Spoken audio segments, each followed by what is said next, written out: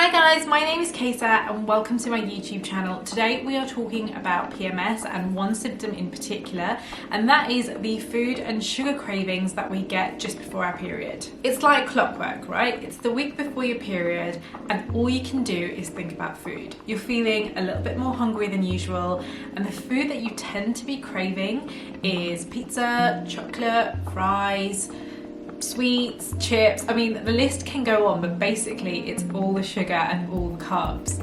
And sometimes it can be a bit uncontrollable, right? But have you ever wondered why? Why do we get these very specific food cravings just before our period? And actually, why do we even feel more hungry in the first place? And if we are feeling hungry, why is it that we're craving sugar and carbs and not craving an endless amount of apples? Well, watch this video and let me tell you exactly why. Okay, so let's firstly deal with the when. When do we tend to get these food cravings? So many of us tend to experience these food cravings about 10 to 14 days before our period. And if we look to our menstrual cycle, which you can see here, you will see that these ravenous feelings for food coincide with the start of the luteal phase, which is the phase just before your period. Okay, so how do you even know when you are in or when you will be in the luteal phase? So the first thing that you need to be doing, if you're not doing so already, is to be tracking your menstrual cycle. And the easiest way of doing this is by downloading one of the many cycle tracking apps out there. So my favorites are Clue and Flow. So you just download these apps into your phone, you enter the dates of your last period, and almost immediately it will tell you what phase of the menstrual cycle that you're in. And it also has a predictive function. So using the dates of your period, it can tell you or predict when you will be in the other phases of the menstrual cycle. So say you're in your follicular phase, it will tell you when you are likely to be ovulating, when you are likely to be on your period.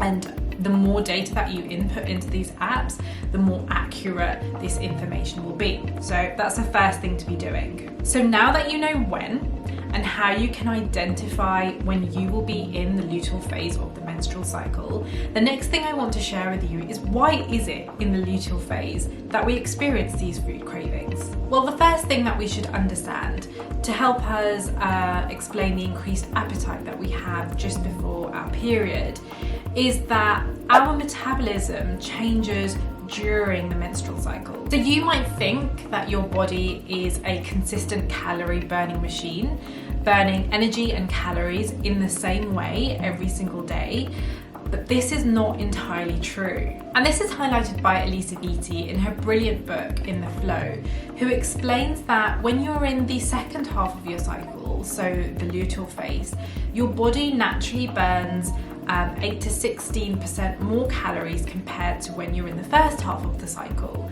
And this has been backed up by research. So research has found that women burn up to 685 calories per day more when they're in the luteal phase compared to when they're in the follicular and the ovulatory phase, which is the first half of the cycle. So as a result of this change in metabolism that occurs across the menstrual cycle and the need for extra calories in the luteal phase, then it's no surprise then that we have this feeling of increased appetite or increased hunger just before our period. But why then are we reaching for the cookie jar for all those extra calories, but not the fruit bowl? Well, the food cravings are part physiological and they're part psychological. So in the luteal phase, you'll see a decline in the levels of the hormone estrogen.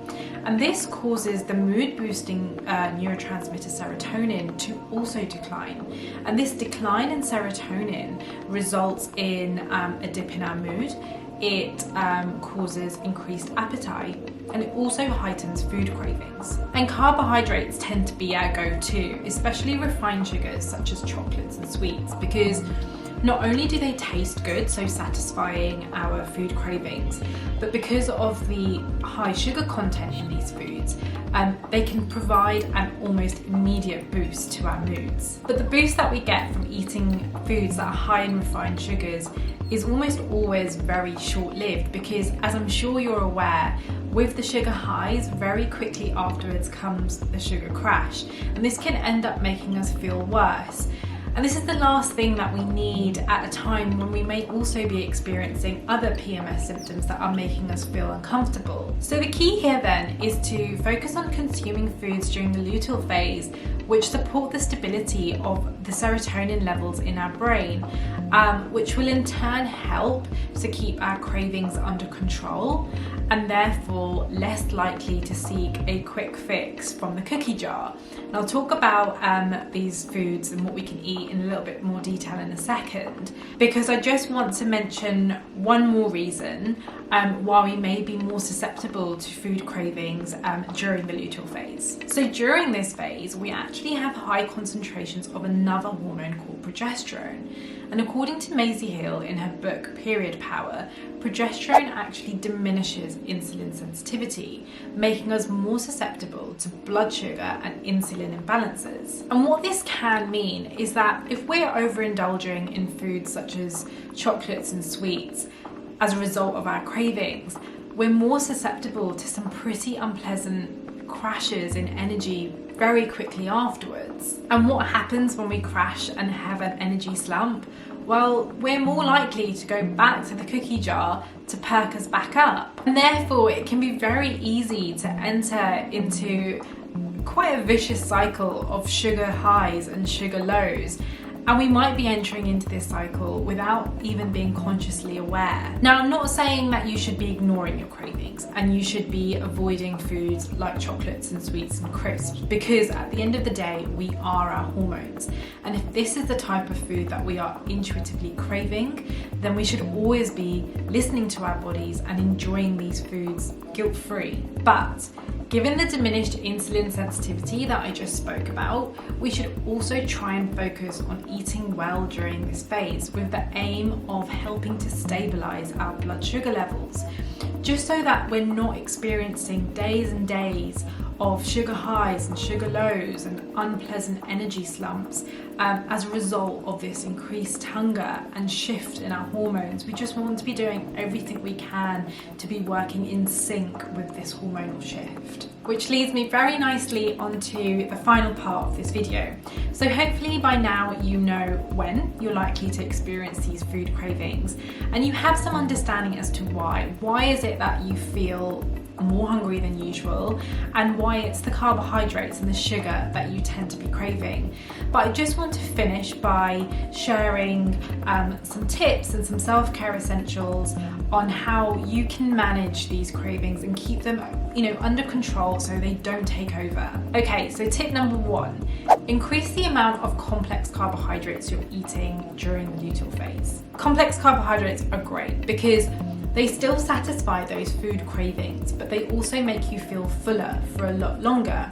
And this is because they contain a lot of fiber, they take longer to digest, and therefore they help to support blood sugar levels. By increasing the amount of these foods into your meals, so I'm thinking brown rice, sweet potato, beans, whole grains, such as barley and farro, you won't feel as hungry, and therefore you're less likely to opt for quick fixes in the form of refined carbohydrates, therefore giving you more control over your cravings. Tip number 2, add healthy fats and proteins to each of your meals. This also helps with the increased hunger that you may feel, and like complex carbohydrates, can help you to feel fuller for longer, again helping to maintain stable blood sugar levels. So in terms of fats, foods rich in monounsaturated fats and polyunsaturated fats are great. So I'm thinking macadamia nuts, walnuts, olive oil,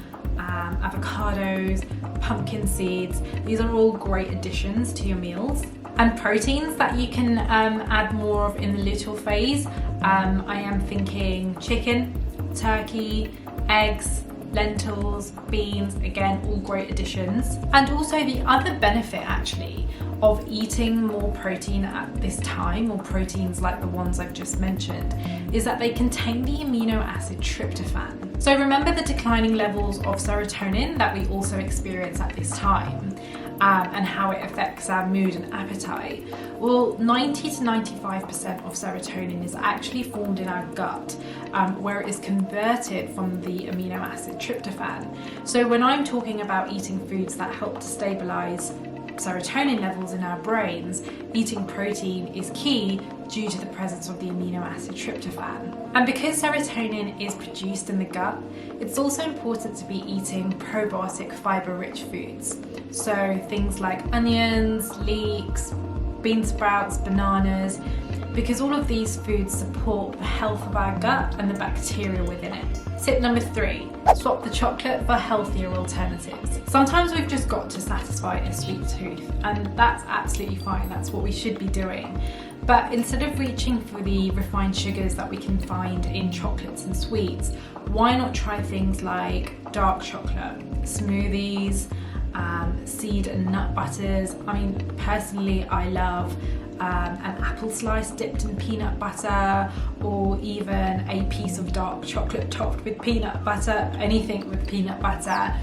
Also things like dried fruit and figs and apricots, all great alternatives for when that sugar craving and that need for chocolate hits you. Tip number 4, eat small and frequent meals instead of 3 big meals. So this provides you with greater opportunities to satisfy those salt and sugar cravings with more good food choices like the ones that we've discussed. Now you're feeling hungrier, you have an increased appetite, so just listen to your body and just don't feel like you need to stick to a rigid 3 meal a day routine. You know, eat when you feel hungry, make sure you're eating, you know, the complex carbohydrates, the healthy fats, the protein, which is all going to help you to feel fuller for longer, and hopefully enable you to have more control over your cravings, so you're not binging on refined sugars, you know, things like chocolates and crisps and sweets, and you've just got a bit more control. So food cravings are something nearly all of us experience every single month before our period, and I had 2 main reasons for wanting to do this video.